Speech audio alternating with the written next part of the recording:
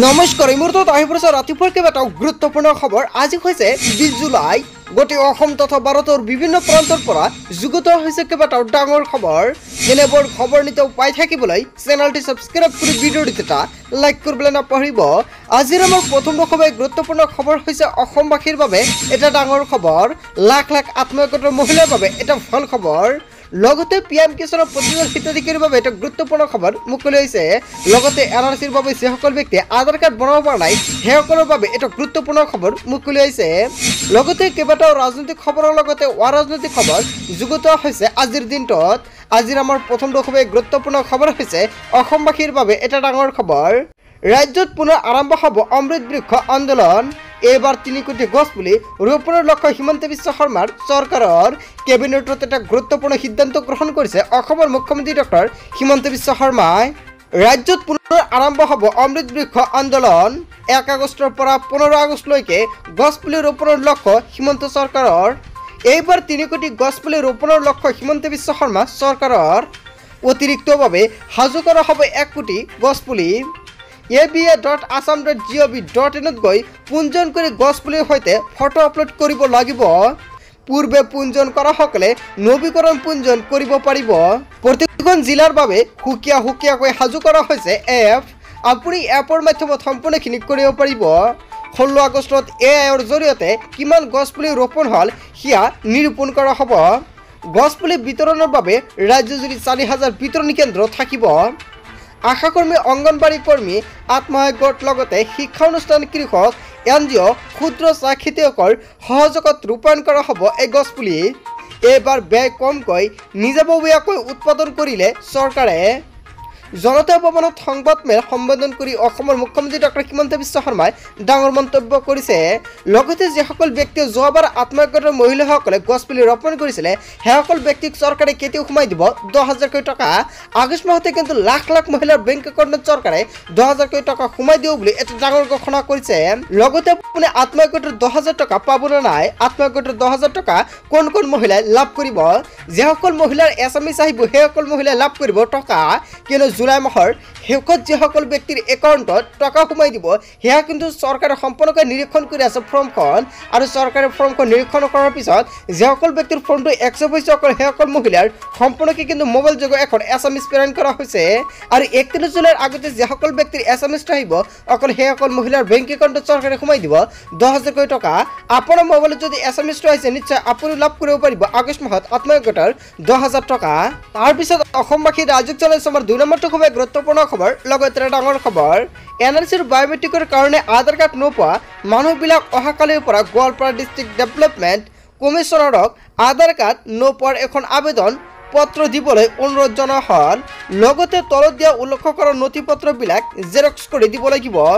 এপ্লিকেশ্যনটো লগতে NRC hearing লেটাৰটো, লগতে NRC ইয়াৰ নাম্বাৰটো, লগতে আধাৰ এনৰলমেণ্ট ৰিচিপ্টটো, লগতে ষ্টেটাছ অফ আধাৰ এনৰলমেণ্টটো, লগতে এনআৰচি ফাইনেল লিষ্ট, লগতে মাষ্ট বি আপোনালোকে কিন্তু এনৰলমেণ্টটো লাগিবই।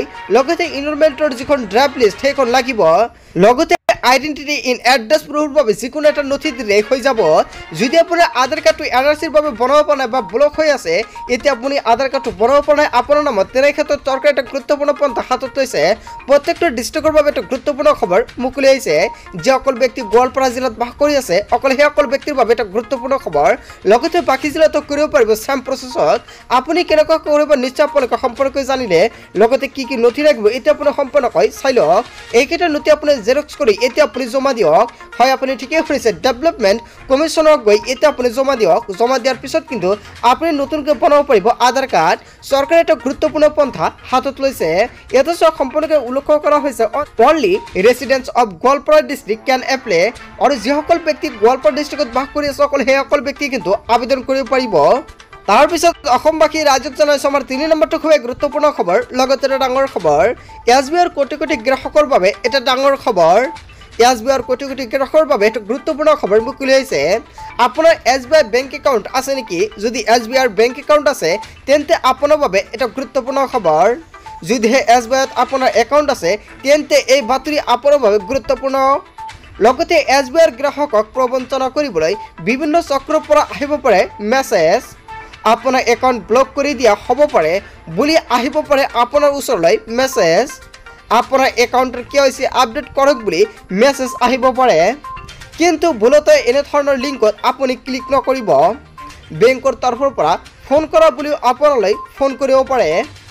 বেংকৰ নথিপত্ৰ আপডেট কৰিবলৈ লাগে বুলি আপোনাক বিচাৰিব পাৰে একাউণ্টছৰ সবিশেষ, কিন্তু এইসমূহত আপুনি ভুলতো কোনো উত্তৰ নিদিব, কাৰণ SBIৰ তৰফৰ পৰা কোনো ধৰণৰ তথ্য বিচাৰি ফোন নকৰে।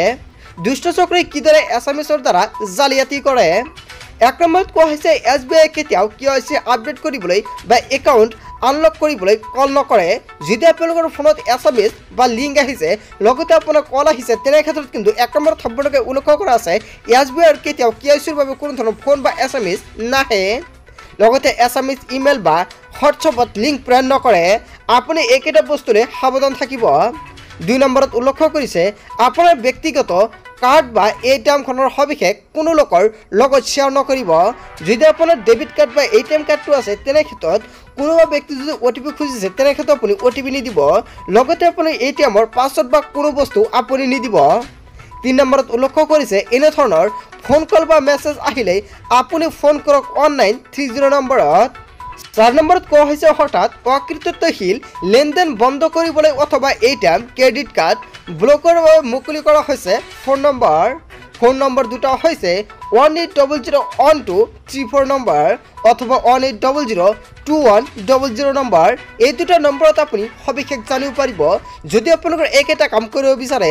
চ' বন্ধু বান্ধৱীসকল, আপোনালোকে নিশ্চয় সম্পূৰ্ণকৈ জানিলে যদি SBIৰ একাউণ্ট আছে তেন্তে আপুনি একেটা নিয়ম মানিব লাগিব। তাৰপিছত অসমবাসী ৰাইজক জনাইছোঁ আমাৰ 4 নম্বৰটো খুবেই গুৰুত্বপূৰ্ণ খবৰ, লগতে এটা ডাঙৰ খবৰ। ব্যৱসায়ী বৃদ্ধি কৰিব নোৱাৰিব আলু পিঁয়াজৰ মূল্য, মন্ত্ৰী ৰঞ্জিত দাসৰ সকিয়নি। আপোনাৰ অঞ্চলত আলু আৰু পিঁয়াজৰ মূল্য বৃদ্ধি কৰিছে নেকি? যদি ব্যৱসায়ীসকলে আলু আৰু পিঁয়াজৰ মূল্য বৃদ্ধি কৰিছে তেন্তে আপোনাৰ বাবে এটা ভাল খবৰ।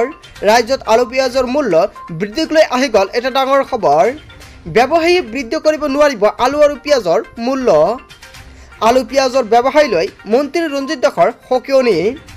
পশ্চিমবংগত আবদ্ধ হৈ থকা ট্ৰাক সন্দৰ্ভত গুৰুত্বপূৰ্ণ মন্তব্য। ট্ৰাক আবদ্ধ হৈ থকাৰ অজুহাতত কোনো ব্যৱসায়ীয়ে বৃদ্ধি কৰিব নোৱাৰিব আলু আৰু পিঁয়াজৰ মূল্য।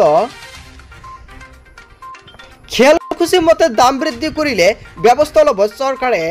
জিলা আয়ুক্তক দাম বৃদ্ধি কৰা ব্যৱসায়ীৰ তথ্য দিবলৈ জনালে মন্ত্ৰী ৰঞ্জিত কুমাৰ দাসে। ৰাজ্যত আলু পিঁয়াজৰ মূল্য বৃদ্ধিক লৈ আহি গ'ল এটা ডাঙৰ খবৰ। আপোনাৰ ৰাজ্য বা অঞ্চলত আলু আৰু পিঁয়াজৰ মূল্য বৃদ্ধি কৰিছে নেকি ব্যৱসায়ীসকলে? যদি বৃদ্ধি কৰিছে নিশ্চয় আপুনি এতিয়া কমেণ্ট কৰি জনাওক, লগতে এতিয়া আপুনি কমপ্লেইন দিয়ক। তাৰপিছত অসমবাসী ৰাইজক জনাইছোঁ আমাৰ 6 নম্বৰটো খুবেই গুৰুত্বপূৰ্ণ খবৰ, লগতে এটা ডাঙৰ খবৰ। বাল্য বিবাহক লৈ পুনৰ চলিব অভিযান।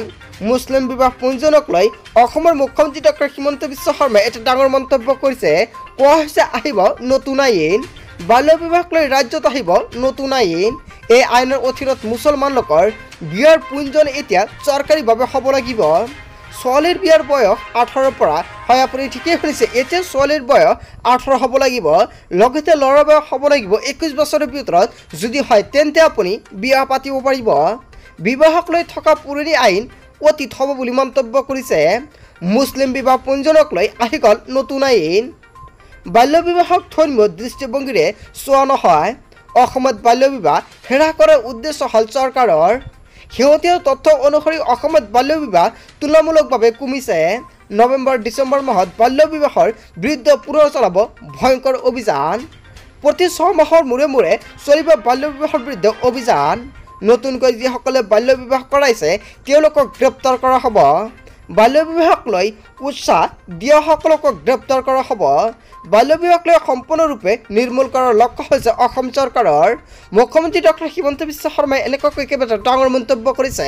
বন্ধু বান্ধৱীসকল, গোটেই অসম তথা ভাৰতৰ বিভিন্ন প্ৰান্তৰ পৰা যুগুত হৈছে কেইবাটাও ডাঙৰ খবৰ। এনেবোৰ খবৰ নিতৌ পাই থাকিবলৈ চেনেলটি ছাবস্ক্ৰাইব কৰি ভিডিঅ'টো এটা লাইক কৰিবলৈ নাপাহৰিব। চ' থেংক ইউ ফৰ ৱাচিং ফুল ভিডিঅ'।